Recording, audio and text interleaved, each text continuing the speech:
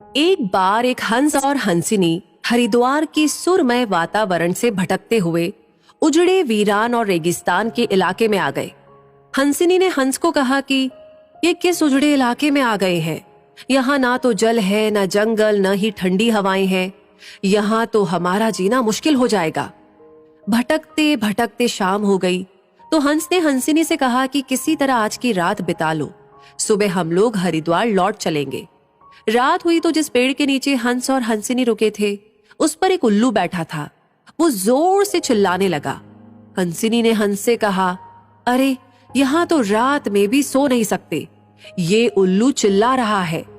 हंस ने फिर हंसिनी को समझाया कि किसी तरह रात काट लो, मुझे अब समझ में आ गया है कि ये इलाका वीरान क्यों है। ऐसे उल्लू जिस इलाके में रहेंगे वो तो वीरान और उजड़ा ही रहेगा। पेड़ पर बैठा उल्लू दोनों की बातें सुन रहा था। सुबह हुई, उल्लू नीचे आया और उसने कहा कि हंस भाई, मेरी वजह से आपको रात में तकलीफ हुई, मुझे माफ कर दो। हंस ने कहा, कोई बात नहीं भैया, आपका धन्यवाद। ये कहकर जैसे ही हंस अपनी हंसिनी को लेकर के आगे बढ़ा, पीछे से उल्लू चिल्लाया, अरे हंस, मेरी पत्नी को लेकर कहाँ जा रहे हो? हंस चौंका। उसने कहा, आपकी पत्नी? अरे भाई, ये हंसिनी है, मेरी पत्नी है, मेरे साथ आई थी, मेरे साथ जा रही है। उल्लू ने कहा, खामोश रहो, ये मेरी पत्नी है। दोनों के बीच विवाद बढ़ गया। पूरे इलाके के लोग एकत्र हो गए। कई गांवों की जनता बैठी, पंचायत बुलाई गई, पंच लोग भी आ गए। बोले, भाई किस बात का विवाद है? लोगों ने बताया कि उल्लू कह रहा है कि हंसिनी उसकी पत्नी है और हंस कह रहा है कि हंसिनी उसकी पत्नी है। लंबी बैठक और पंचायत के बाद पंच लोग किनारे हो गए और कहा कि भाई बात तो यही सही है कि हंसिनी हंस की ही पत्नी है, लेकिन ये हंस और हंसिनी तो अभी थोड़ी देर में इस गांव से चले जाएंगे।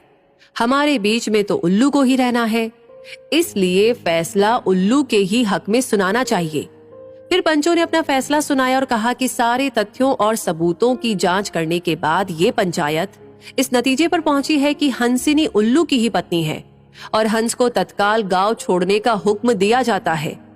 ये सुनते ही हंस हैरान हो गया और रोने, चीखने और चिल्लाने लगा कि पंचायत ने गलत फैसला सुनाया, उल्लू ने मेरी पत्नी ले ली। रोते चीखते जब वो आगे बढ़ने लगा तो उल्लू ने आवाज लगाई, ए मित्र हंस, जरा रुको।